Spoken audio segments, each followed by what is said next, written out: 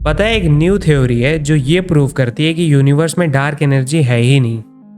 मतलब कि जो डार्क एनर्जी का मॉडल है, जिसको लैम्डा सीडियम मॉडल भी बोलते हैं, वो गलत है। मतलब बेसिकली इस थ्योरी के अकॉर्डिंग। पर उस थ्योरी को समझाने से पहले ना मैं थोड़ा सा डार्क एनर्जी के बारे में बता दे रहा हूँ कि देखो, जैसे जब हमने यूनिवर्स को ऑब्जर्व किया, सभी गैलेक्सीज को, तो हमने ये देखा ना कि सारी गैलेक्सीज एक दूसरे से दूर जा रही है। और वो दूर जाने का रीज़न ही है डार्क एनर्जी। पर क्या पता जो बिग बैंग के टाइम जो फोर्स मिला था उसकी वजह से अभी तक यूनिवर्स एक्सपेंड हो रहा हो। पर देखो, उस डेटा में हमें ये पता चला ना, यूनिवर्स सिर्फ एक्सपेंड नहीं हो रहा है, इसकी एक्सपेंड होने की स्पीड भी लगातार बढ़ रही है। मतलब ये एक्सेलरेटेड प्रोसेस है। तो फिर हमने मान लिया कि कोई अलग टाइप की एनर्जी होगी, डार्क एनर्जी, जो ये पूरे यूनिवर्स को फैला रही होगी। पर अब एक दूसरी थ्योरी है जिसको टाइम स्केप थ्योरी या टाइम स्केप मॉडल भी बोलते हैं, जो कि 2007 में प्रपोज किया था डेविड विल्शियर ने। पर अभी रिसेंटली इसके नए एनालिसिस पेपर्स आए हैं, जिसकी वजह से ये थोड़ा कंट्रोवर्सी में है। मतलब कंट्रोवर्सी में इसलिए कि ये जो मॉडल है टाइम स्केप मॉडल, ये ज़्यादा अच्छे से एक्सप्लेन कर रहा है उस सब ऑब्जर्वेशन को जो हमको हबल टेलीस्कोप या जेम्स वेब टेलीस्कोप से मिल रही है। मतलब डार्क एनर्जी वाला जो मॉडल है उसके कंपैरिजन में। तो देखो, ये थ्योरी क्या है ये मैं बता रहा हूँ। जैसे देखो, आप जब कोई स्टार्स देखते हो रात को, तो जैसे भले देखने में आपको लगे कि वो स्टार एक दूसरे के आसपास होगा, लेफ्ट राइट में, पर ऐसा नहीं है। एक स्टार ना दूसरे स्टार से बहुत दूर होता है, उनके बीच में बहुत ज़्यादा गैप होता है। उस गैप को आप नहीं देख पाओगे। तो ये जो हबल टेलीस्कोप या जेम्स वेब टेलीस्कोप से जो गैलेक्सीज की फ़ोटोज़ आती हैं कई सारी, उनमें जो आप कई सारी गैलेक्सीज देखते हो, उनके बीच का गैप भी नहीं देख पाते हो सकता है उसी फोटो में जिसमें सब आस पास लग रहे हो, उनमें ऐसी गैलेक्सीज हो जिनके बीच में बहुत सारा गैप हो, मतलब मिलियंस लाइट ईयर का।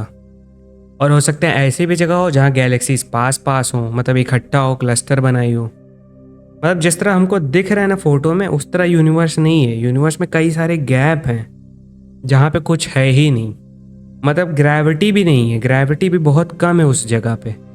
तो अब आप यही बताओ कि यूट्यूब चलाते चलाते सबको अब पता चल गया होगा कि ग्रेविटी ज़्यादा होगी तो टाइम स्लो होगा, ग्रेविटी कम होगी तो टाइम फास्टर होगा। तो जिस जगह पे कुछ भी नहीं है, ग्रेविटी भी बहुत कम है, वहाँ पे टाइम कितना तेज़ी से बीत रहा होगा। मतलब अगर आप 1 सेकंड के लिए जाओ तो 1 सेकंड में बूढ़े हो जाओ। और जहाँ पे क्लस्टर ज़्यादा है, जहाँ पे गैलेक्सीज भरी पड़ी हैं आसपास, वहाँ पे ग्रेविटी ज़्यादा होगी, वहाँ पे टाइम धीरे धीरे बीत रहा होगा। तो देखो, आप पता कैसे लगाते हैं कि गैलेक्सीज हमसे कितनी दूर हैं? उसके लिए ना हम गैलेक्सी से आई हुई लाइट को देखते हैं, उसके नेचर को, कि वो रेड शिफ्ट हुई कि नहीं हुई। क्योंकि जब लाइट बहुत दूर तक ट्रैवल करके आती है ना, बहुत दूर से ट्रैवल करके आती है, तो उसकी वेवलेंथ बढ़ जाती है और उसी को रेड शिफ्ट बोलते हैं। तो अगर किसी गैलेक्सी से आई हुई लाइट को मैंने देखा और उसका मेरे को रेड शिफ्ट मिला उसकी लाइट, कि उसकी लाइट की वेवलेंथ तो बहुत ज़्यादा है, तो मैंने बोल दिया भाई ये तो बहुत दूर से आई है।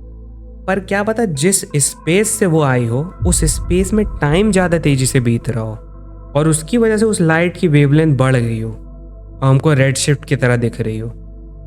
मतलब कि देखो, कहने का सिंपल मतलब है ना, लाइट बिना ज़्यादा डिस्टेंस ट्रैवल किए ही रेड शिफ्ट में कन्वर्ट हो गई। क्योंकि लाइट जब दूसरी गैलेक्सी से आई, तो अगर बीच में बहुत सारा गैप हुआ और वहाँ पे ग्रेविटी कम हुई और टाइम ज़्यादा तेज से बीत रहा होगा, तो ये टाइम बस मैथमेटिकली नहीं बीत रहा है, ये फिजिकली आपको चेंज भी करेगा ना।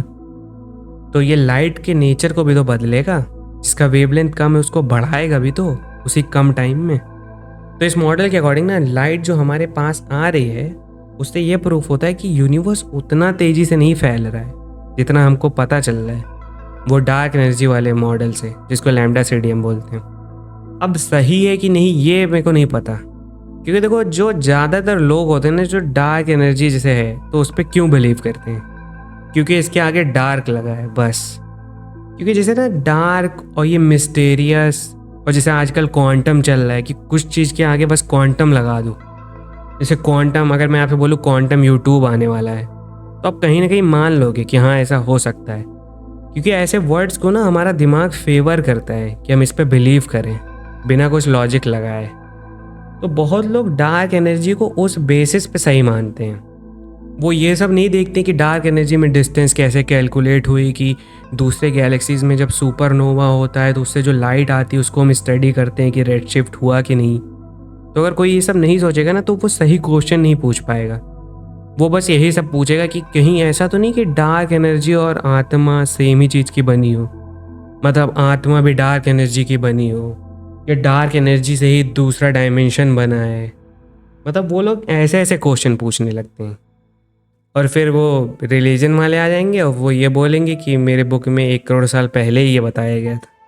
अब देखो जो भी हो, ये वीडियो तो यहीं पे ख़त्म होता है। एंड अगर पसंद आए तो लाइक एंड सब्सक्राइब।